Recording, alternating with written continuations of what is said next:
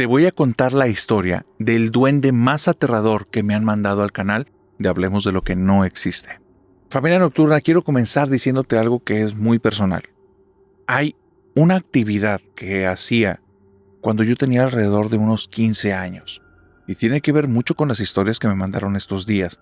Historias que me recordaron a esa época.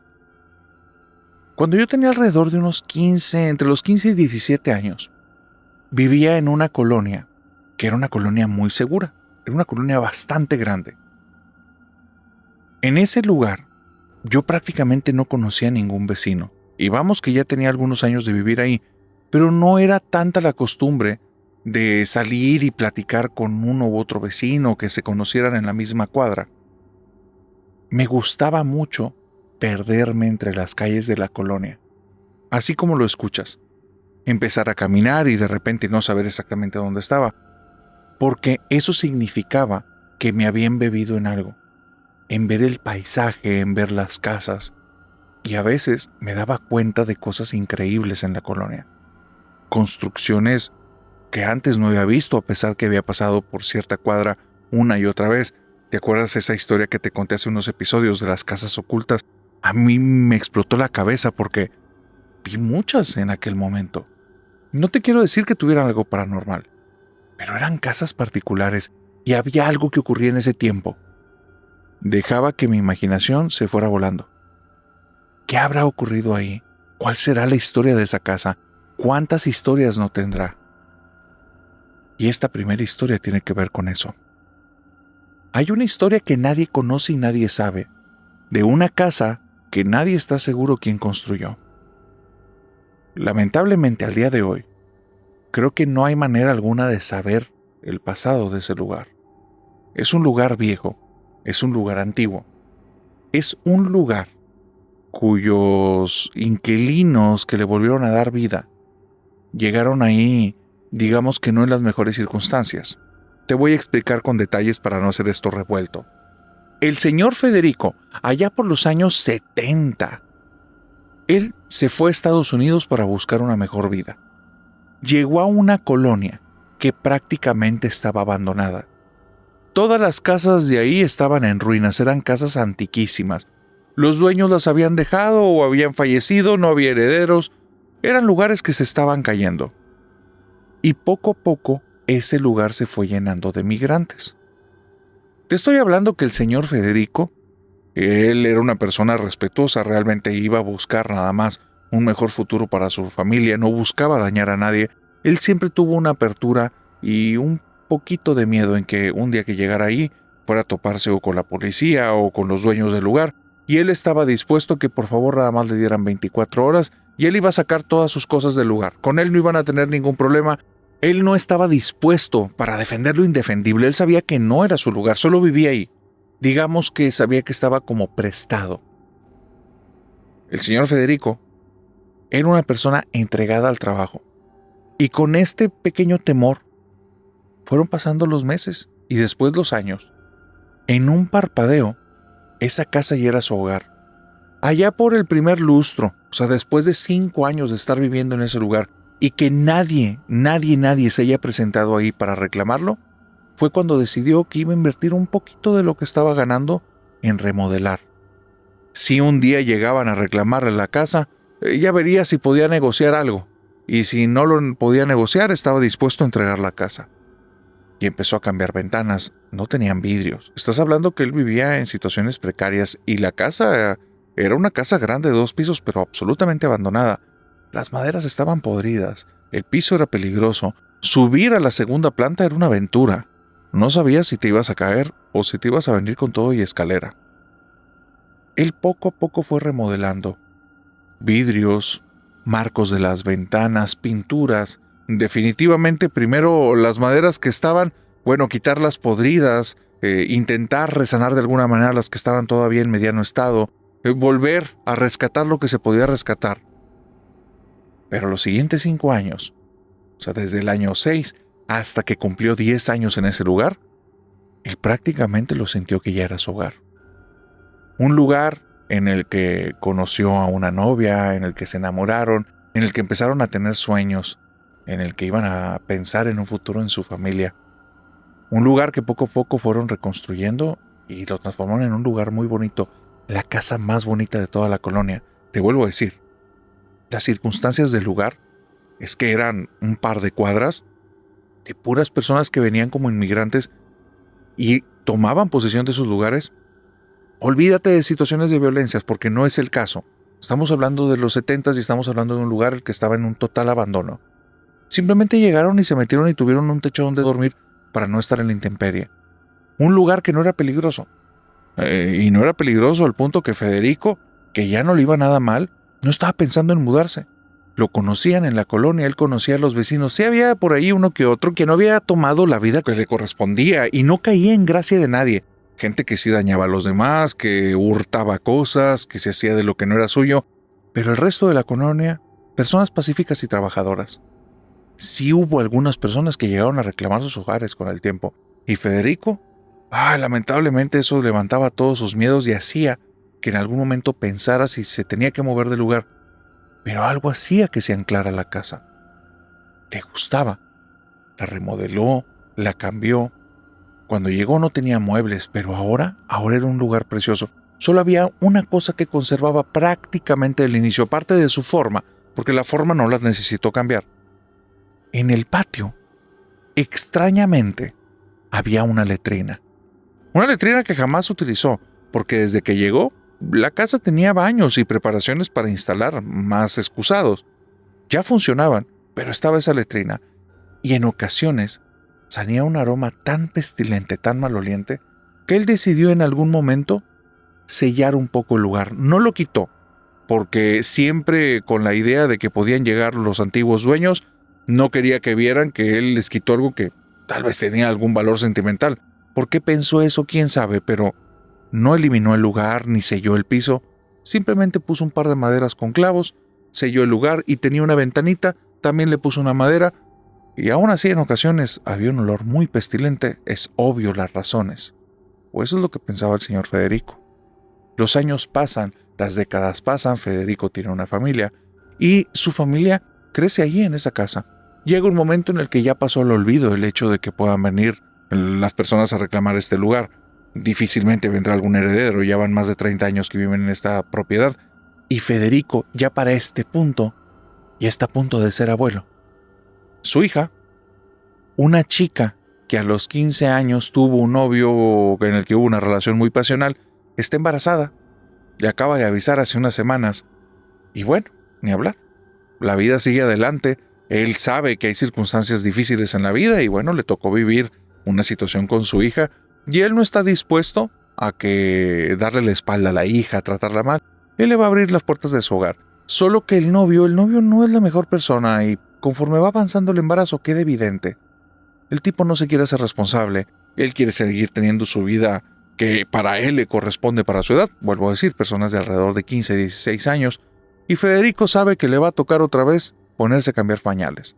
Su esposa también está de acuerdo. Y siguen avanzando las cosas.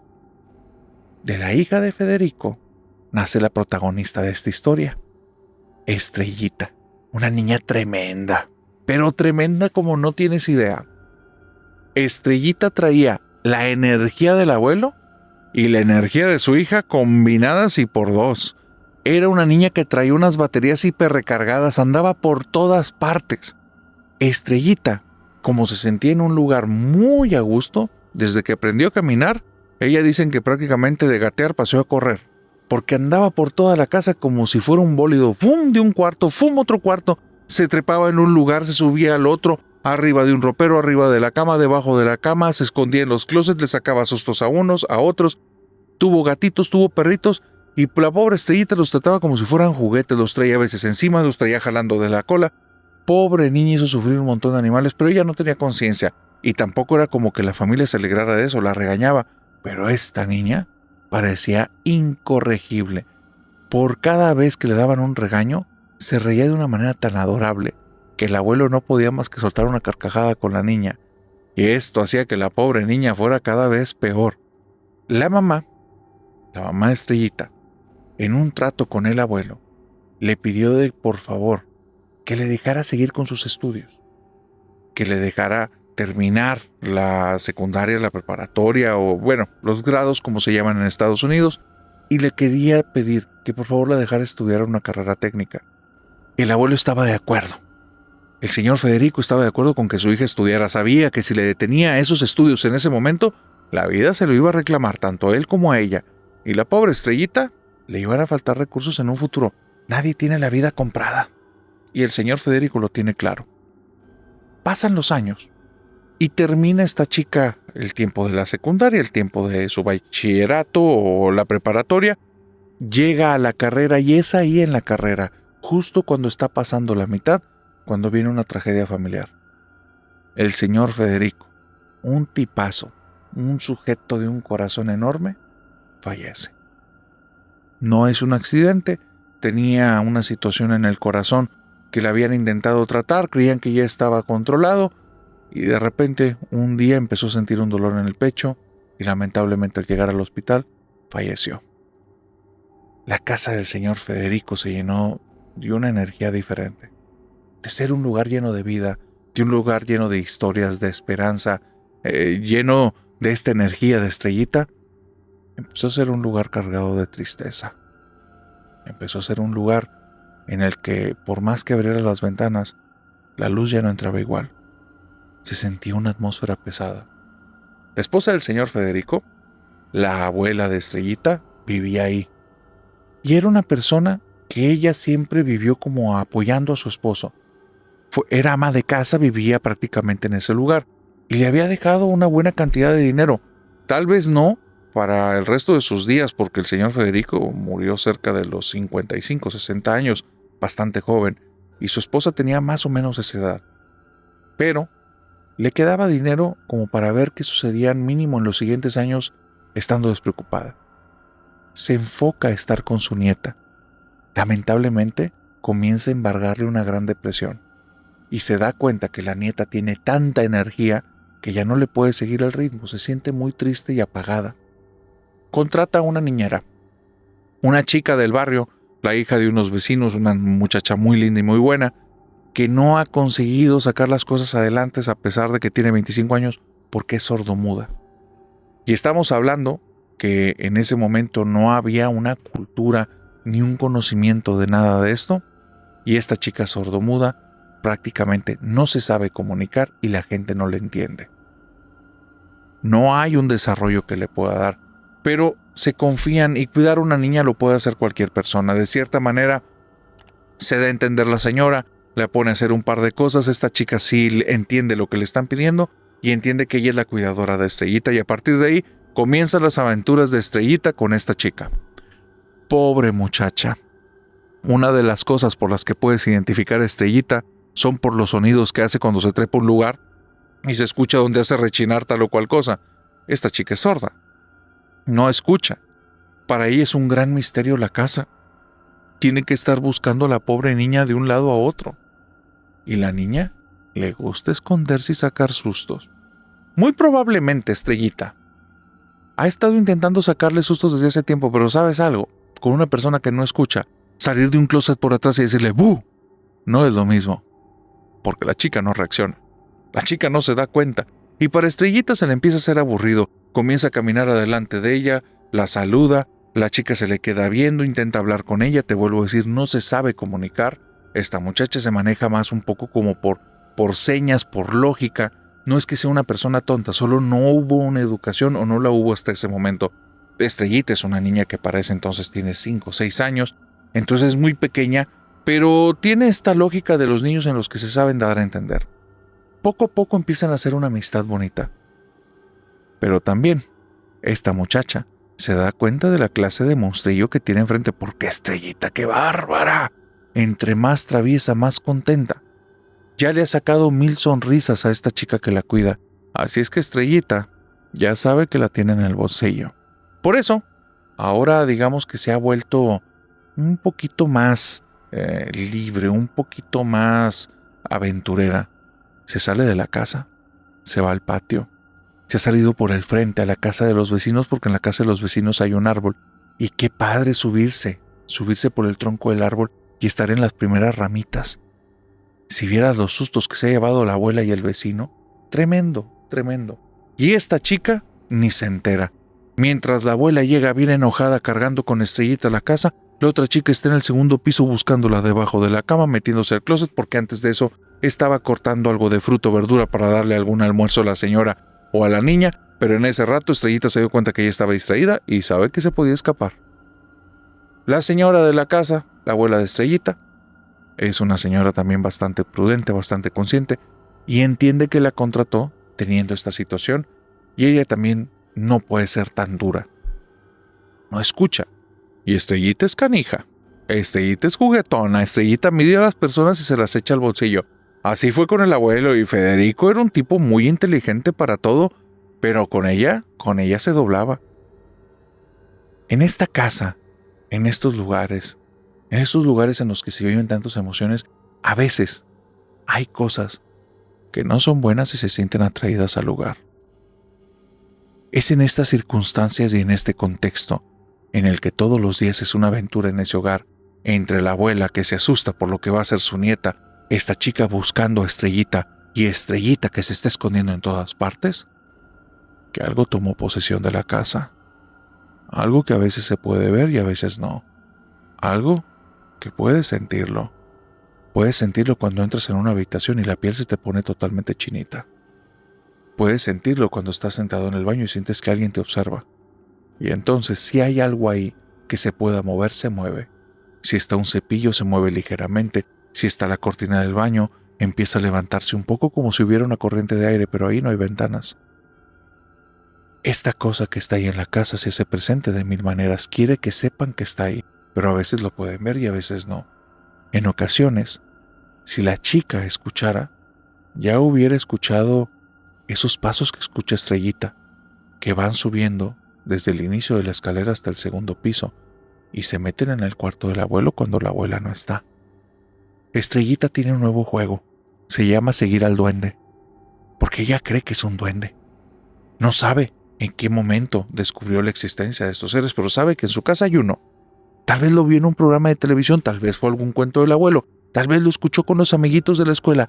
¿Quién sabe? Pero en su casa hay uno y ella está segura y nadie le va a hacer cambiar de opinión. Hay un duende en la casa y lo tengo que encontrar.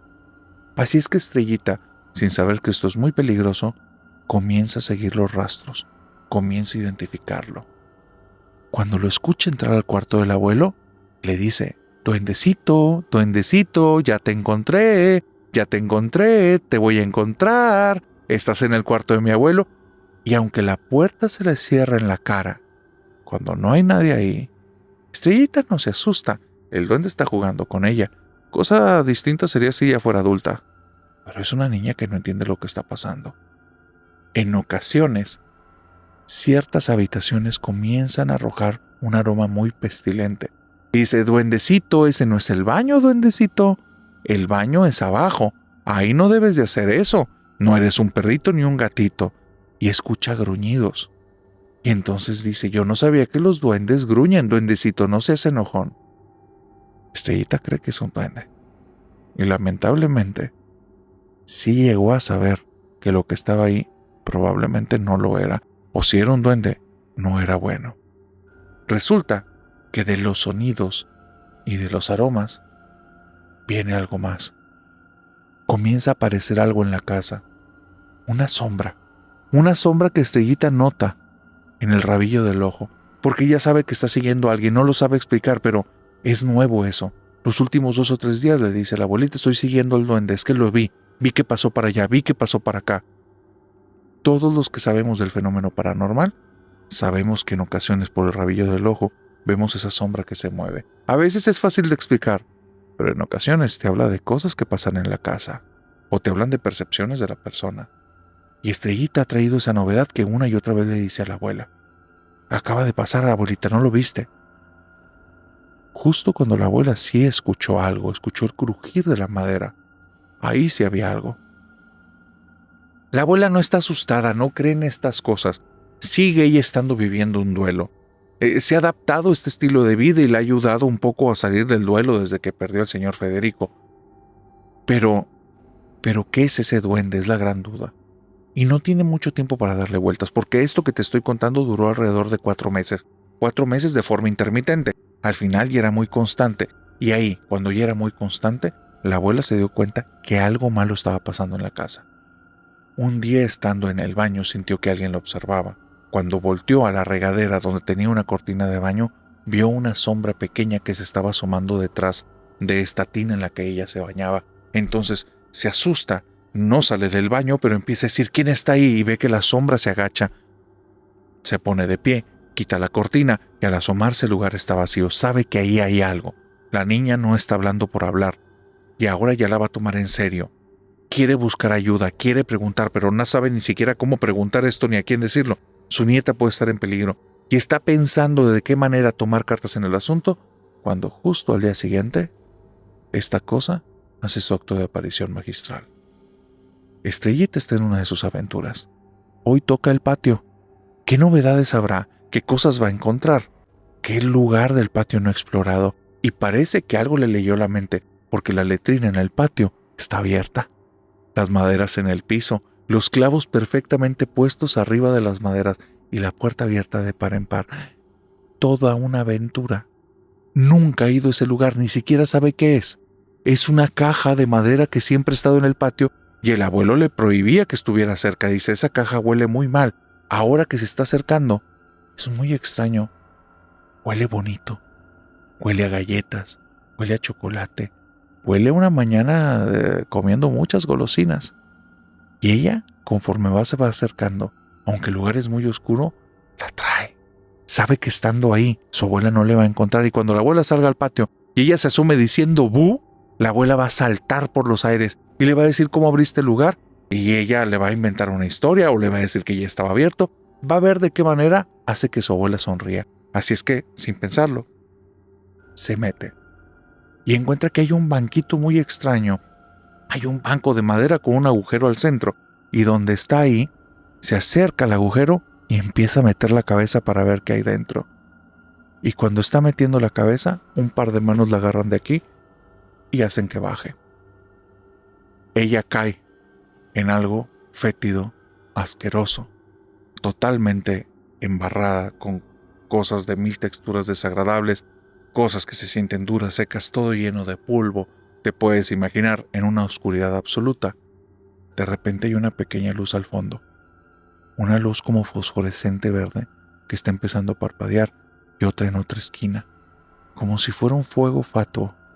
Pero si ahí se encendiera un fuego, explotaría. Habría llamas. Eso es otra cosa. Ella no lo sabe, pero tú y yo sí.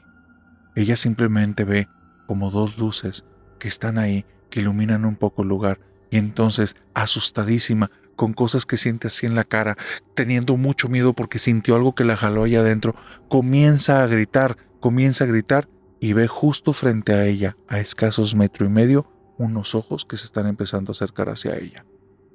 Tiene el mayor miedo que ha sentido en toda su vida la pobre niña. Si alguien hubiera estado cerca, por primera vez lo hubieran escuchado llorar de desesperación. No podía dar patadas ni golpes, sentía todo el regusto asqueroso en la boca, no sabía dónde estaba. Hay cosas que están cerca y escucha que del lado derecho algo se está arrastrando hacia ella, se está acercando rápido. Y en eso suena una voz familiar, una voz que conoce. Hijita, levanta las manos. Y cuando la sube las manos, 2 manos la agarran de las axilas y la empiezan a levantar con mucha fuerza. Siente que algo se le aferra al pie y las manos la zarandean y la sacan. Y frente a su rostro, ella llorando en medio de sus lágrimas, ve al señor Federico, que la está viendo, le da un abrazote y le dice, no te vuelvas a meter aquí, eso no es un duende, te quiero mucho. La abraza, la deja en el piso y donde ella se talla los ojitos, ahí ya no hay nadie. Cuando voltea atrás, la letrina está cerrada, maderas puestas y clavos puestos. Ella está llorando como loca en el patio. La abuela está corriendo dentro de la casa, se escuchan todos los movimientos, esta niña no para de llorar. Y entonces, cuando baja la abuela, viene también la chica que la cuida, las dos están afuera, la chica está pidiendo disculpas, la abuela le dice, déjame en paz, espérate, no te preocupes, se lleva a la niña adentro, la tiene que lavar, está asquerosa, huele horrible, la ve mal, los ojos están totalmente irritados, no le pide explicaciones, quiere salvar a la neta, ya le está hablando a servicios de emergencia. Eso que acaba de pasar no tiene sentido. Lo peor es cuando escucha la historia. ¿Qué cosa era eso que vive allá abajo? ¿Será acaso que era el lugar de esa cosa y ahora que no esté el abuelo, por eso decidió hacer ahí el hogar? ¿Será que el abuelo por eso selló esa zona? ¿Quiénes fueron los antiguos dueños? Cosas que al día de hoy probablemente nadie vamos a saber. Y ahora tengo yo la duda. ¿Qué harías tú si fueras la dueña de esa casa? ¿Seguirías con ella a pesar de que tu familia puede tener un peligro o harías algo más?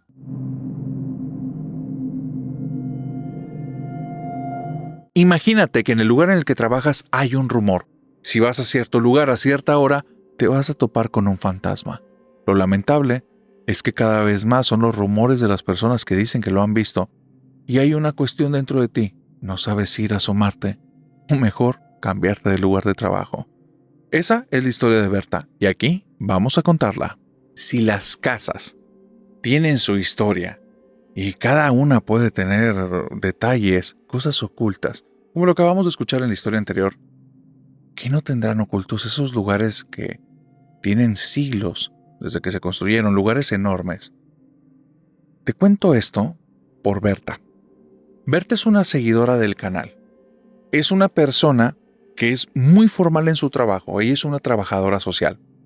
A ella le toca resolver muchos problemas en el día a día. Le toca estar inmersa en los dimes y diretes de su escuela. ¿Qué es lo que dice tal maestra de tal alumno? ¿Qué es lo que dicen los alumnos de tal maestro o tal maestra? Rumores, chismes, no tanto porque le guste esa cuestión, sino porque eso a veces genera problemas. En la escuela en la que está, hay un rumor que continuamente de un tiempo a la fecha están diciendo. Hay un fantasma que te lo topas en los vestidores de mujeres, justamente antes de que van a salir. Y es que la escuela en la que ella está no es cualquier escuela. Es un convento que tiene más de 100 años. Un convento que ya al día de hoy no tiene ninguna monjita. Ella tiene ahí trabajando 5 años y ha estado muy a gusto en el lugar. Pero nunca nadie le había contado historias de fantasmas de ahí. Nadie había hablado nunca que se aparecieran cosas. Pero como te vuelvo a decir, de un tiempo a la fecha, hablan de un fantasma. Hay niñas y niños que están llegando al final del día, en el que le dicen, maestra, maestra, se me apareció, lo vi. Y le empiezan a narrar algo tremendo. Dicen que si tienes la mala fortuna de entrar a ese vestidor, y te vuelvo a decir, niños y niñas, el vestidor es solo de mujeres, pero es que ya se ha esparcido tanto, que claro que quieren ver qué es lo que está pasando ahí. Si tienes la mala fortuna, te vas a topar con esto. Dicen que cuando entras, ves cómo en uno de los casilleros entra una mujer con un velo negro, una sotana negra, y va caminando casi arrastrando los pies. Después de que entra en el casillero, la puerta no se cierra y comienzas a escuchar cómo está llorando. Si eres lo suficientemente tonto para asomarte, no vas a ver nada allá adentro, pero vas a seguir escuchando el sollozo. Y si eres aún más ingenuo y no entiendes que esto te está trayendo, vas a entrar al casillero a comprobar que verdaderamente no es una broma.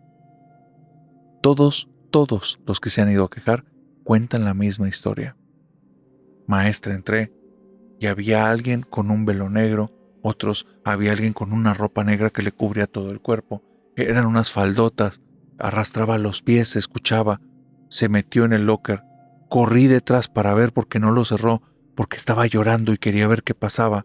Y cuando me asomé, la seguí escuchando, pero no estaba ahí y me metí. Cuando me metí, maestra, empecé a ver por todas partes para ver de dónde venía el sonido, cuando me di cuenta que venía detrás de mí. Y al voltear, estaba ahí. Una mujer llorando con un rostro lleno de dolor, pero también odio, con los ojos muy penetrantes viéndome directamente a mis ojos y con las 2 manos agarrando su panza porque se veía un bulto grande, como si estuviera embarazada. Esa mujer va vestida de monja. ¿Y por qué exactamente esa entidad está tomando esa forma? O si en verdad existió una persona que vivió una tragedia en ese estado, hasta el día de hoy nadie lo sabe. Y Berta me dice, narrador, Estoy muerta de miedo porque cuando me llegaron los primeros rumores, yo creía que era mentira. Hasta que escuché tu canal y me di cuenta que a veces de rumor en rumor te topas con realidades que una vez que las ves de frente, te das cuenta que no deberían de existir. ¿Y tú qué harías si estuvieras en los zapatos de Berta?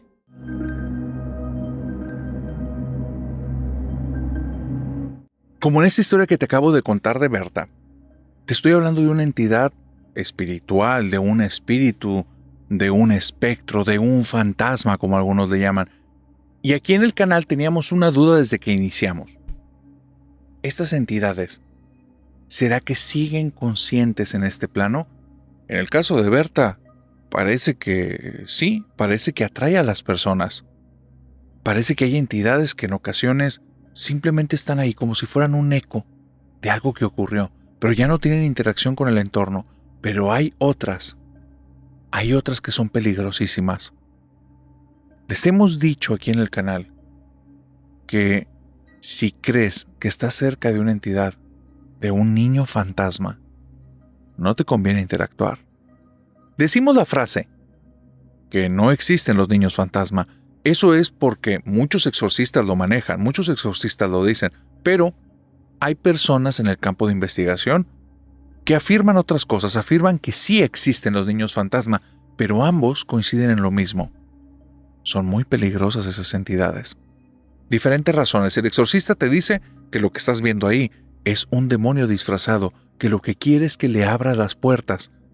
Y es posible que caigas muy rápido en su juego, porque vas a creer con ternura que es el espíritu de alguien que te necesita, que es alguien que perdió la oportunidad de vivir en un momento muy temprano de la vida, y tu empatía te va a llevar a quererlo acobijar, a quererlo apapachar, a quererle dar una segunda oportunidad.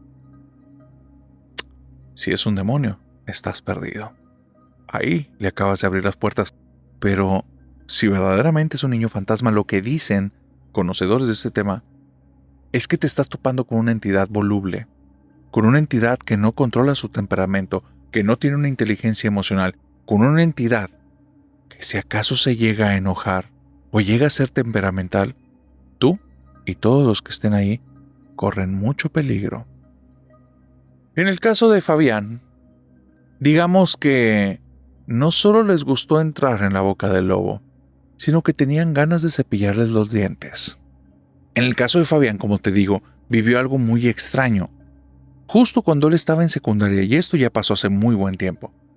Él cuenta que, muy similar en el caso de Berta, empezaron a correr rumores. En el tercer piso de la secundaria, se estaba apareciendo un fantasma de una niña en un salón de clases. El salón estaba abandonado. Quién sabe si en el pasado la afluencia a esa escuela era mucho mayor, pero todo el tercer piso, de la mitad hacia el fondo del corredor, había 3 salones y los 3 estaban cerrados. No propiamente clausurados, pero los tenían cerrados para cuestiones de orden. Pero ya tenían mucho tiempo así. Lo que sea que hubieran acumulado polvo, papeles, se habían metido en algún momento alumnos, había cristales rotos en un par de esos salones, se veían un poco vandalizados, uno parecía bodega, pero el que estaba más vacío, el que tenía apenas un par de banquitos, le faltaba un cristal que daba hacia afuera, ahí es donde se aparecía esta niña. Los rumores empiezan a crecer. Fabián es un tipo valiente y no es un tipo que le gusten esos temas. Pero ¿sabes qué? Y eran tantas las personas que estaban hablando en torno a eso, que él también quería ir a ver. Pedían continuamente salir al baño. De todos los salones, a los maestros se les hacía extraño.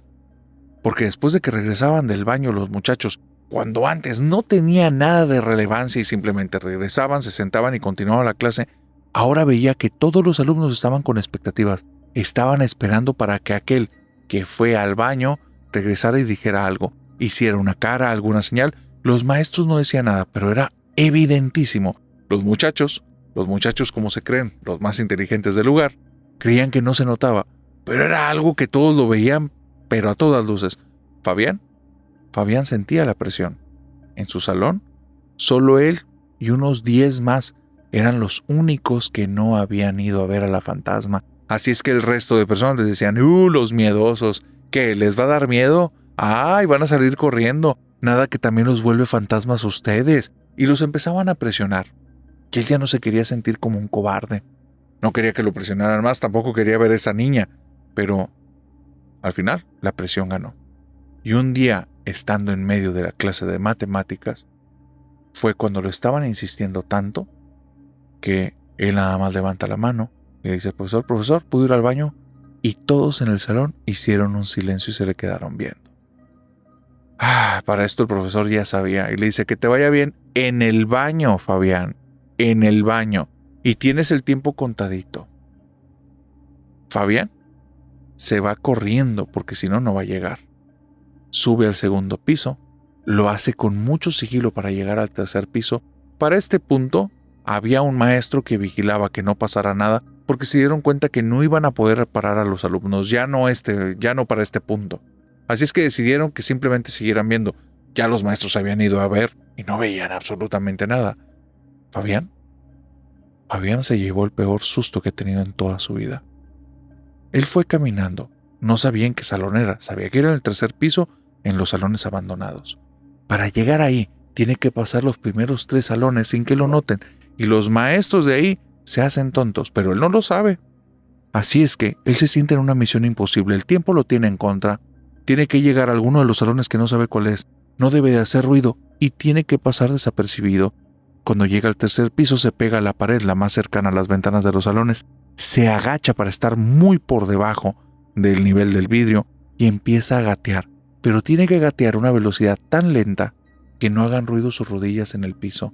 Y ahí va el Fabián pegadito, y va pegando las manos, y va pegando las rodillas, pero después siente en la espalda el tic-tac del reloj, el tic-tac del reloj. Cuando llega a la tercera puerta, maldita sea, la puerta está abierta, lo van a ver. Cuando pase por ahí, lo van a ver. Así es que se le ocurre una tontera. Trae un borrador.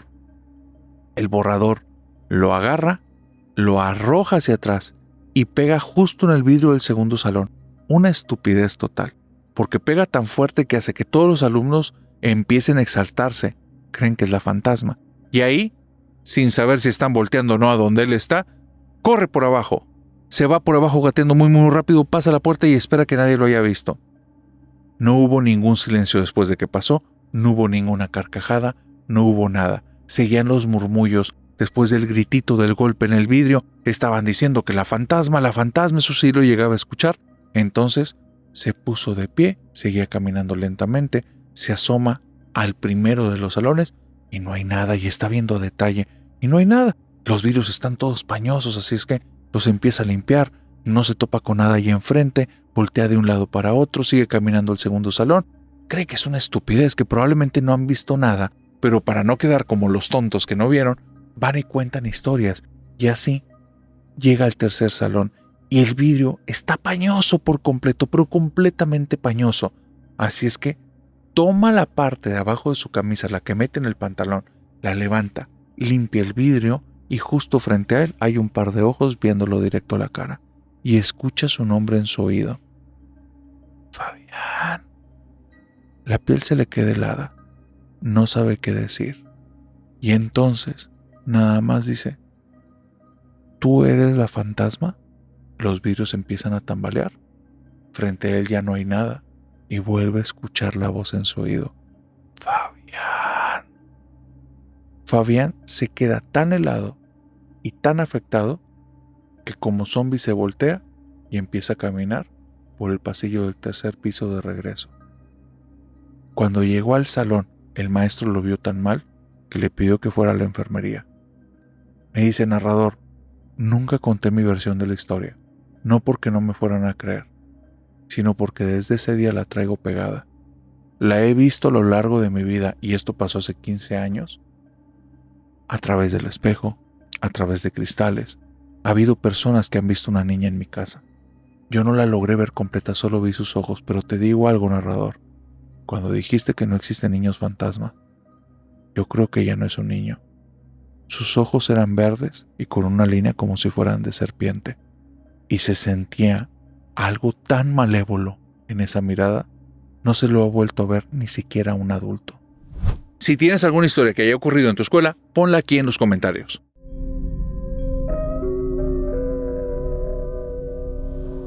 Esta historia que te voy a contar es una historia que te recomendaría que la tomes con cierto granito de sal, como dicen por ahí, con discreción, con criterio. Tiene que ver con la tragedia de una familia, o de varias que están involucradas en esta situación. Tiene que ver con una familia y muchos secretos que nadie al día de hoy sabe, porque probablemente los ocultaron los miembros de la familia y no quieren que nadie se entere. Había dos hermanas, Luisa y Fernanda. Luisa y Fernanda tienen una buena cantidad de edad que las separa casi 7 años. Luisa es la mayor, Fernanda es la menor.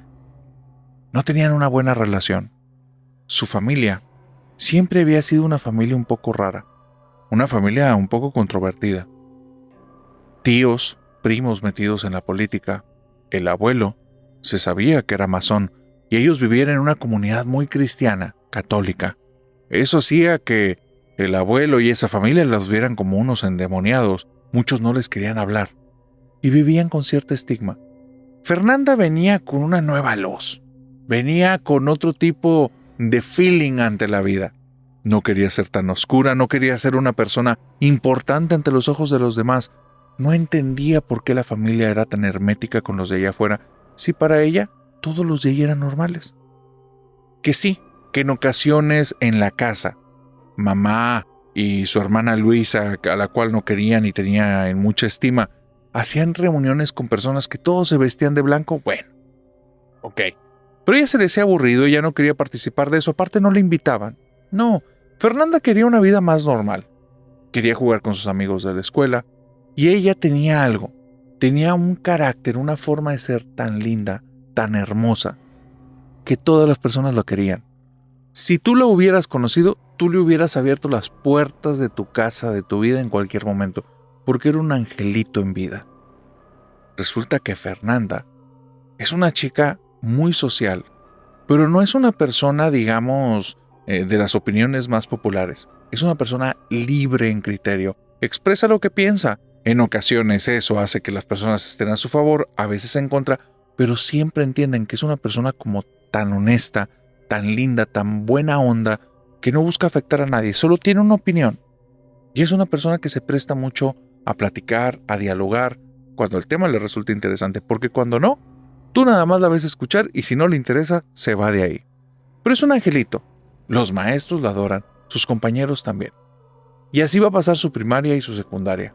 La distancia con su hermana mayor cada vez era más grande. La hermana era cada vez más hermética. ¿Y sabes qué era lo peor? Que ella no entendía. Era la favorita de sus papás. Tenía un cuarto solo para ella. La dejaban traer a sus amistades. Y en estos grupos de la gente de blanco que llegaban a la casa en la que ella no quería tener que ver nada con eso porque estaban ahí platicando y haciendo oraciones y haciendo cosas tan aburridas que para ella no tenían sentido, que ella no se involucraba. Y ella dejaba que pasara con estas personas a su habitación y pasaban horas.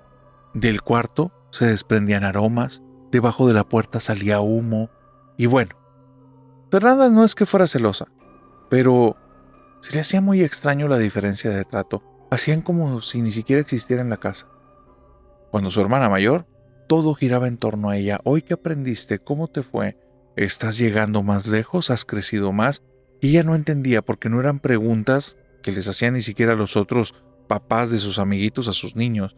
Normalmente es cómo te fue en clases, cuánto sacaste en los exámenes, qué clase te está dando problema, necesitas apoyo en alguna materia, cómo te va con tus amigos, cómo te ha ido con los maestros.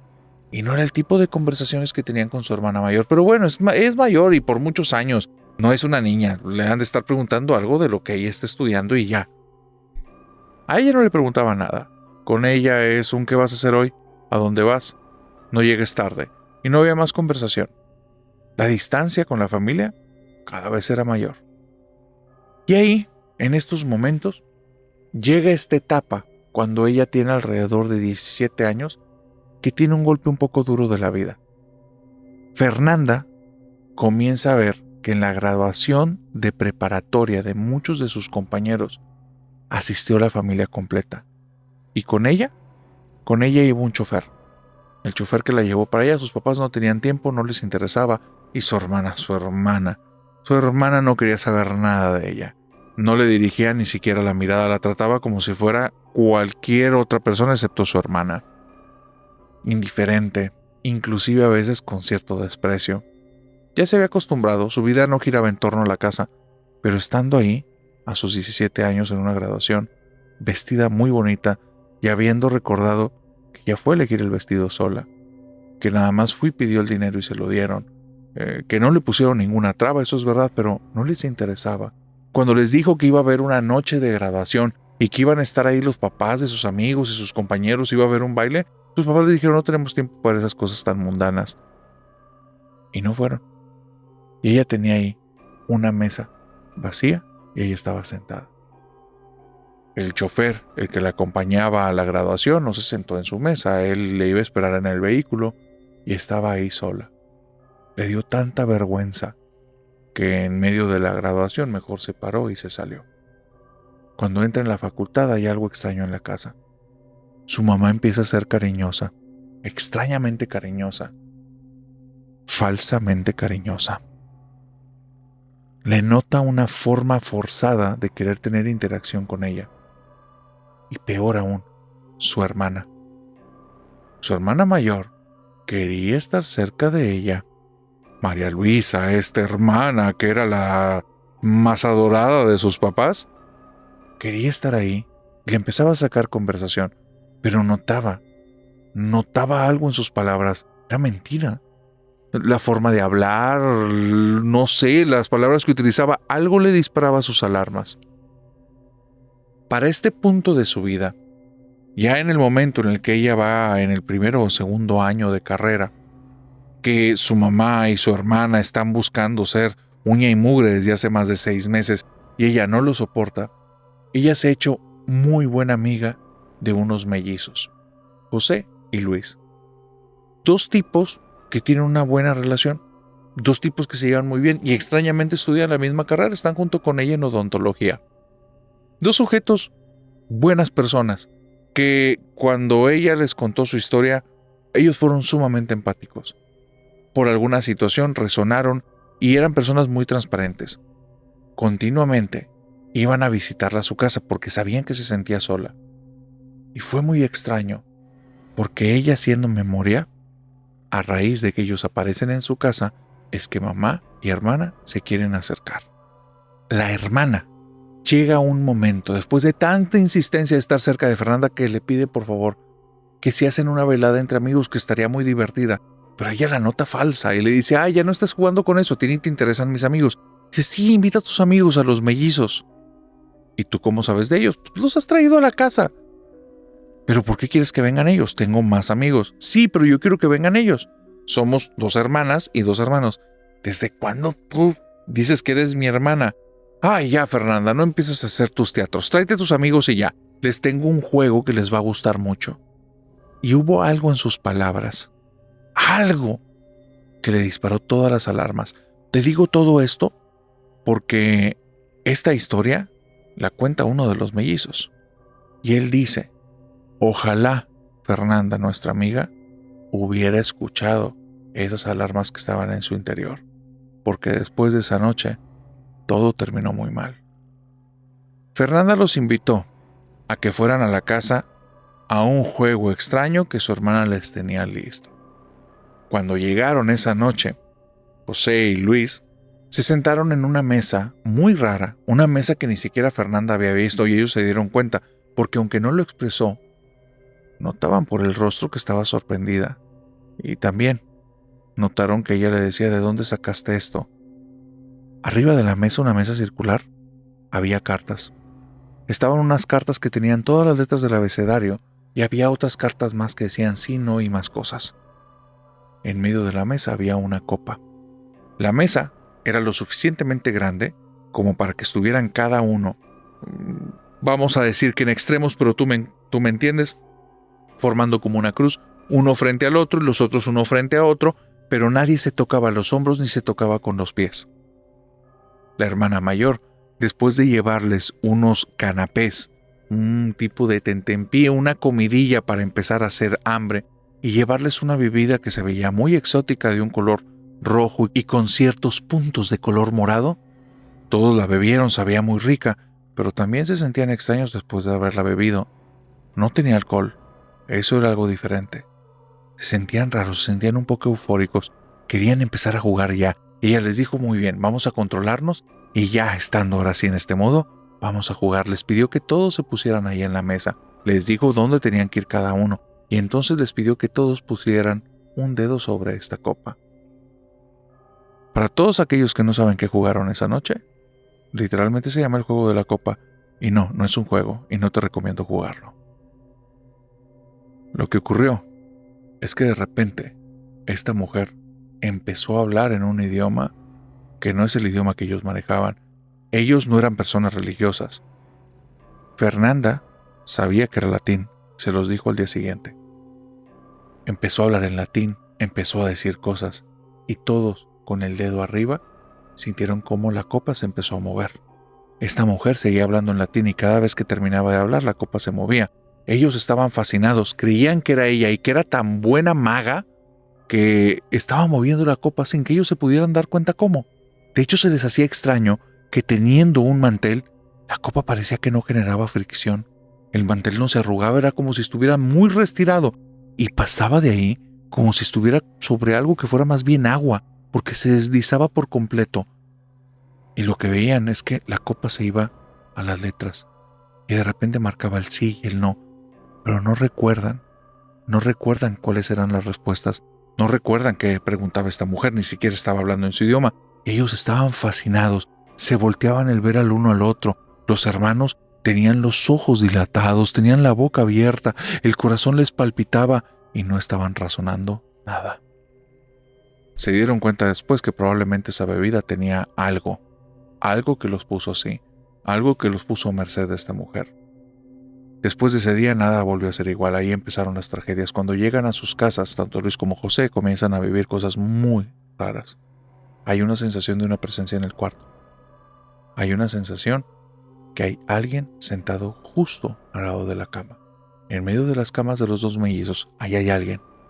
Y José o Luis le habla a su hermano y le dice: estoy sintiendo. Dice: sí, hay alguien ahí sentado, ya lo sentí, no hagas caso. Y el otro le dice: ¿pero por qué? Yo ya lo vi, no hagas caso, no está bien, no lo veas. Dice: pero estoy volteando y no veo nada. Entonces cierra los ojos, porque si lo llegas a ver te vas a asustar como yo. No lo veas, vamos a hacer como si no está. Después de hacer eso, escuchan como hay unos pasos dentro de la habitación. Y a partir de ese día, es como si algo viviera en la casa de ellos. Sus papás ya lo han visto. Se han sacado unos sustos tremendos.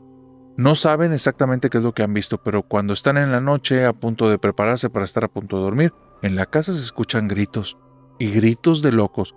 No saben exactamente porque les han preguntado y no les quieren decir. No los queremos asustar, pero algo está pasando en la casa. Los papás, si son de una familia católica, en poco tiempo están llevando ahí un sacerdote. Extrañamente, y esto es algo que ellos no entienden, ¿por qué se les olvida qué día quedó en llegar el sacerdote? Y justo esos días, ellos no llegan a la casa, los dos hermanos. Y cuando les preguntas qué fue lo que hicieron, no se acuerdan. Llegan horas después de las horas habituales en las que llegan, pero no están ahí nunca para las liberaciones. En la casa, cuando hacen liberaciones, pasan cosas raras. Hay una sensación de frío muy desagradable. El padre habla acerca de una sensación de una amenaza y dice que alguien trabajó el lugar, que hay brujería, que si han practicado ritos. Los papás, claro que no, por supuesto que no. ¿Han jugado a la ouija o han hecho invocaciones? No, por supuesto que no. ¿Alguien más que vive en la casa? No, nuestros hijos serían incapaces. No saben que jugaron a la copa. No saben que invocaron ahí, que fueron víctimas de alguien. Fernanda tiene días de que no va a la escuela. Fernanda no está yendo a la universidad. Intentan contactarla y ahí no hay nada. Y es muy extraño, muy extraño, porque durante los siguientes meses, estos dos chicos empiezan a cambiar. Empiezan a tener comportamientos muy erráticos. De repente, estando en medio de una clase, uno de los hermanos se tuvo que levantar y empezó a maldecir a todas las personas que estaban en el salón. El problema era la voz. Pero una voz que le correspondía parecía la voz de una niña. Una niña que hablaba chillona y después rasposa, y después hablaba como una anciana, y el otro hermano comenzaba a reírse como si estuviera bajo el efecto de alguna sustancia. El problema es que ellos no consumían nada, no después de esa noche, y eso que se consumieron esa noche ni siquiera eran conscientes de lo que habían tomado. Comienza a ver reportes de la universidad. La situación es que la universidad no tiene por qué tener contacto con los padres. Estos dos son tipos adultos. No van a ir a reportarlos con papá y mamá como si fueran unos niños. Ellos no se acuerdan. Cuando vienen estos reportes no entienden de lo que les están hablando hasta que les muestran un video donde están haciendo cosas indescriptibles, quitándose la ropa en el salón, acosando personas. La cosa escala a tal nivel que tienen que llevarlos a un psiquiátrico.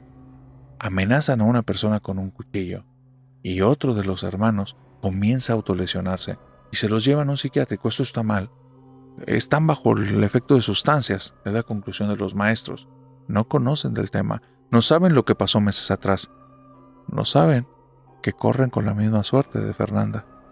Ellos pasan una temporada enorme, con amnesias, con unos huecos en la memoria tremendos, y no va a ser hasta 1 año y medio después que los papás, buscando por cielo, mar y tierra a alguien que escuchara que lo que estaba pasando ahí tenía que ver más con algo espiritual que con algo biológico y con sus cerebros, lograron traer un exorcista que fuera a buscarlos a una institución psiquiátrica, y estando ahí, el padre confirma que hay una posesión. Logran sacarlos de ahí y después de 2 o 3 años, ellos quedan liberados. Para ese entonces, Fernanda ni siquiera estaba en su mapa. Ellos estaban ocupados de recuperar sus propias vidas. Y es cuando se encuentran a su hermana en un muy buen puesto de política. Ahí es cuando buscan a Fernanda. Lleva 4 años muerta. Falleció. Circunstancias extrañas. La tragedia en la familia Villagómez. Algo que ellos nunca llegaron a escuchar en su momento. Exactamente 2 meses después de ese maldito juego de la copa. Y es por eso que te he recomendado en más de una ocasión que bajo ninguna circunstancia vayas a jugar a la Ouija, menos a este tipo de juegos de invocación. No porque sea un hecho que te va a ocurrir algo, no. Es porque abres las puertas a la posibilidad, a la más mínima de ellas, de que puedas ser víctima de alguna de estas entidades y después tú termines siendo una de las historias de este podcast.